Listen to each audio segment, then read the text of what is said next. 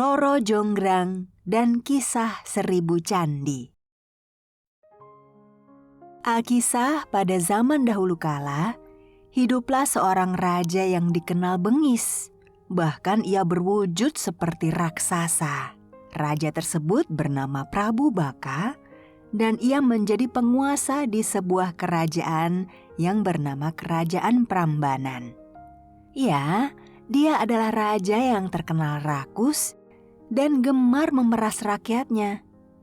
Inilah yang membuat semua orang takut padanya.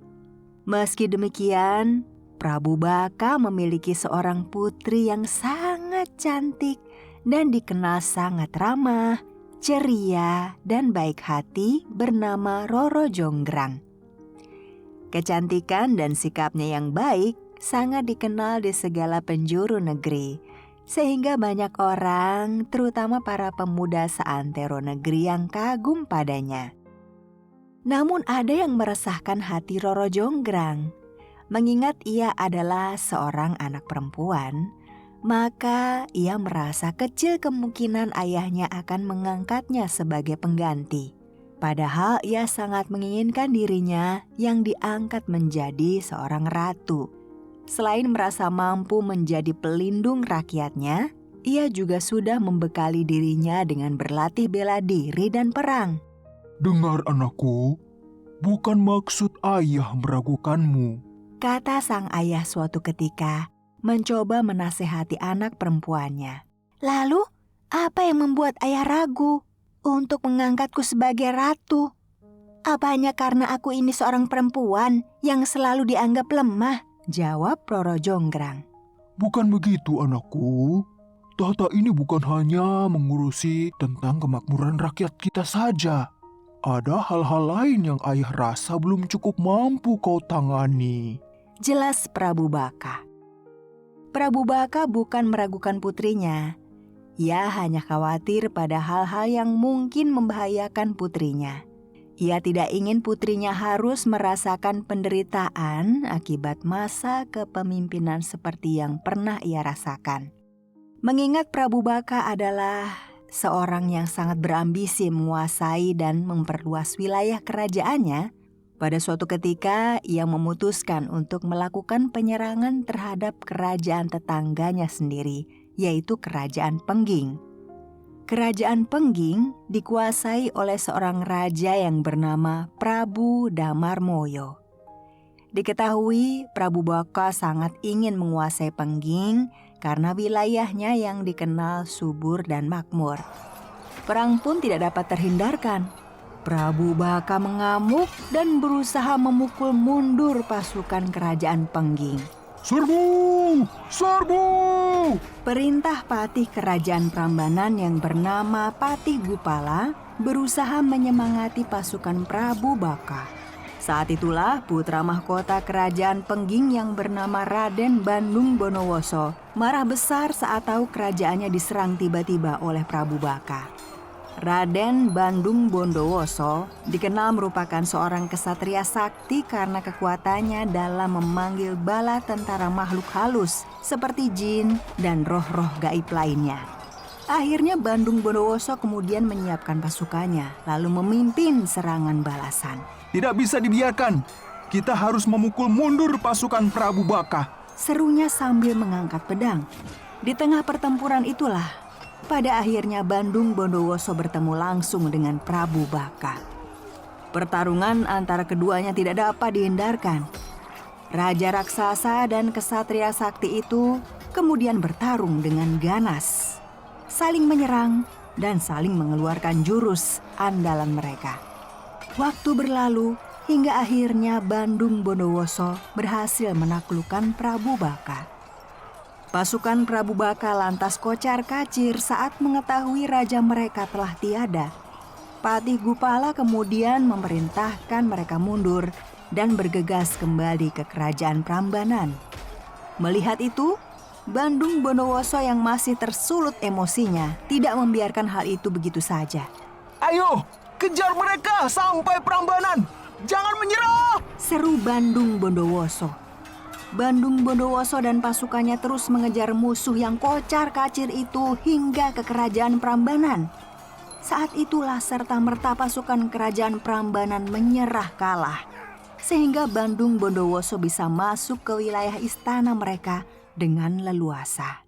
Di dalam istana itulah Bandung Bondowoso bertemu dengan wanita yang sangat cantik jelita. Ia tidak tahu siapa wanita tersebut. Mungkin karena sibuknya ia belajar ilmu kesaktian, membuatnya tidak mengetahui bahwa kecantikan Roro Jonggrang sudah sangat tersohor. Putra Raja Pengging ini sebenarnya memiliki nama asli Joko Bandung. Tapi karena kesaktiannya, Joko Bandung berhasil menaklukkan seorang raksasa sakti bernama Bondowoso. Dirinya kemudian meminta roh si raksasa untuk bersatu dengannya agar ia memiliki kesaktian Bondowoso. Dan akhirnya kesaktian Joko Bandung menjadi 2 kali lipat serta tak terkalahkan. Sejak saat itulah ia dikenal dengan panggilan Bandung Bondowoso. Namun seperkasa apapun Bandung Bondowoso, saat itu ia bertekuk lutut saat melihat kecantikan Roro Jonggrang. Wahai Putri Jelita, siapa gerangan dirimu? Tanya Bandung Bondowoso pada perempuan cantik itu. Aku adalah Putri Prabu Baka. Namaku Roro Jonggrang, jawab Roro Jonggrang. Bandung Bondowoso terkesima. Ia tidak pernah menyangka Prabu Baka yang berwujud raksasa ternyata memiliki putri yang cantik menawan. Inilah yang akhirnya membuat Bandung Bondowoso seketika itu juga jatuh cinta kepada Roro Jonggrang. Bandung Bondowoso dibuatnya tidak bisa tidur memikirkan Roro Jonggrang. Tidak lama setelah pertemuan mereka yang pertama itulah, Satria Sakti itu mengutarakan maksud hatinya pada sang putri. Wahai Roro Jonggrang yang jelita, bersediakah kau menjadi istriku? Jika kau bersedia, kau dan seluruh rakyatmu akan kuampuni, kata Bandung Bondowoso. Mendengar pinangan Bandung Bondowoso, Roro Jonggrang menjadi bimbang. Dia sangat ingin menyelamatkan rakyatnya. Namun dia tidak ingin menikah dengan orang yang telah menghilangkan nyawa ayahnya. Kata Roro Jonggrang seperti sedang berpikir, sebelum kemudian melanjutkan. Aku bersedia menikah denganmu, tapi terlebih dahulu kau harus bisa memenuhi persyaratanku. Aku ingin dibuatkan sumur Jalatunda dalam waktu yang singkat. Bandung Bondowoso tentu saja menyanggupi syarat yang diberikan Roro Jonggrang. Baiklah, aku sanggup melakukannya agar aku bisa menikahimu, hai Putri Jelita, kata Bandung Bondowoso. Tanpa banyak membuang waktu, Bandung Bondowoso segera menggali tanah untuk membuat sumur Jalatunda yang diminta. Hanya dalam waktu yang sangat singkat, sumur itu sudah jadi. Roro Jonggrang menjadi gelisah dan berusaha memikirkan cara untuk menyakiti hati Bandung Bondowoso dengan memberikan persyaratan yang lebih berat. Bagaimana Roro Jonggrang? Apakah sumurnya sesuai dengan keinginanmu? Tanya Bandung Bondowoso. Bandung, maukah kau masuk ke dalam sumur itu untuk memeriksanya? Kata Roro Jonggrang sambil memberikan senyuman yang sangat manis. Baiklah. Aku akan memeriksanya ke dalam, kata Bandung Bondowoso. Bandung Bondowoso segera masuk ke dalam sumur tanpa rasa curiga sedikit pun. Saat Bandung masuk ke dalam sumur, Roro Jonggrang langsung memerintahkan Patih Gupala dan pasukannya untuk menutup sumur itu dengan batu. Saat itulah Bandung Bondowoso tahu kalau dia telah ditipu dan ia mulai marah besar. Rupanya dia telah menipuku, kata Bandung Bondowoso di dalam sumur. Dengan kesaktiannya, akhirnya Bandung Bondowoso berhasil menjebol batu-batu yang menutup sumur tersebut dan naik ke atas dengan mudah. Roro Jonggrang terkejut dibuatnya. Apakah kau hendak menipuku, Putri? Tanya Bandung Bondowoso kepada Roro Jonggrang.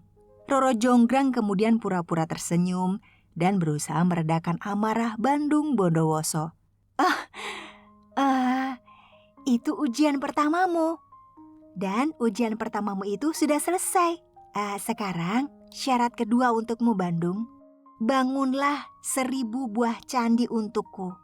Tapi 1000 candi tersebut harus sudah jadi dalam waktu 1 malam saja.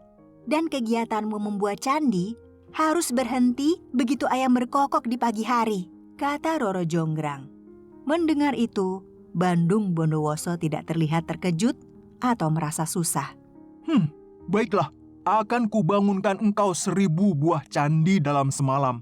Tapi ingat, jangan sampai kau menipuku lagi, kata Bandung. Meski begitu, Bandung Bondowoso tahu pasti ia tidak akan mungkin bisa membangun 1000 buah candi dalam waktu semalam dengan kekuatannya sendiri. Hingga akhirnya ia memanggil pasukan makhluk halus dan mengarahkan mereka untuk membangun candi. Ribuan makhluk halus pun datang dari segala penjuru arah dan segera membantu membangun candi-candi itu. Melihat itu, di istananya Roro Jonggrang mulai gelisah. Sebab waktu baru tengah malam, namun candi-candi itu sudah mulai berdiri dengan cepat satu persatu. Hingga bahkan kemudian cuma kurang 1 candi saja. Bagaimana ini? Candi-candi itu sudah hampir selesai dibuatnya, kata Roro Jonggrang cemas. Kemudian, tiba-tiba saja Roro Jonggrang kemudian mendapat akal untuk menggagalkan usaha Bandung Bondowoso. Dengan cepat ia membangunkan seluruh dayang di kerajaannya, lalu meminta mereka menumbuk padi menggunakan lesung dan membakar jerami. Seluruh kegiatan itu biasanya dilakukan pagi hari. Mendengar suara lesung, ayam-ayam mengira hari telah pagi. Mereka pun berkokok. Mendengar ayam berkokok, pasukan makhluk halus pun mengira hari sudah pagi, sehingga mereka segera berlari menghilang meninggalkan tempat itu. Bandung Bondowoso menjadi panik, lalu segera menghampiri kerajaan Prambanan dan melihat para dayang yang menumbuk padi serta membakar jerami. Saat itulah lagi-lagi Bandung Bondowoso tahu ia telah ditipu. Aku tahu ini belum pagi, Roro Jonggrang. Kau menipuku lagi ya? Kali ini aku tidak bisa memaafkanmu, kata Bandung Bondowoso. Ia tidak bisa lagi menahan kemarahannya. Hingga bahkan senyum manis Roro Jonggrang tidak lagi mampu meredam amarahnya. Dengar Roro Jonggrang. Sekarang, kukutuk kau menjadi batu untuk menggantikan 1 candi yang belum selesai, kata Bandung Bondowoso sambil mengacungkan jari pada Roro Jonggrang. Saat itulah, dalam sekejap tubuh Roro Jonggrang berubah menjadi arca batu. Dengan demikian, maka genaplah 1000 candi telah dibangun Bandung Bondowoso dalam 1 malam. Namun, ketika melihat Roro Jonggrang benar-benar telah berubah menjadi arca, meredalah amarah Bandung Bondowoso. Sehingga saat itu juga ia merasakan penyesalan yang begitu dalam. Bandung Bondowoso menangis terseduh-seduh. Namun apa mau dikata, nasi telah menjadi bubur. Bandung Bondowoso tidak bisa menarik kutukannya. Gadis impiannya kini sudah berubah menjadi arca batu. Teman-teman, demikianlah tadi kisah Roro Jonggrang yang menjadi legenda terbentuknya Candi Prambanan atau juga dikenal dengan Candi Sewu.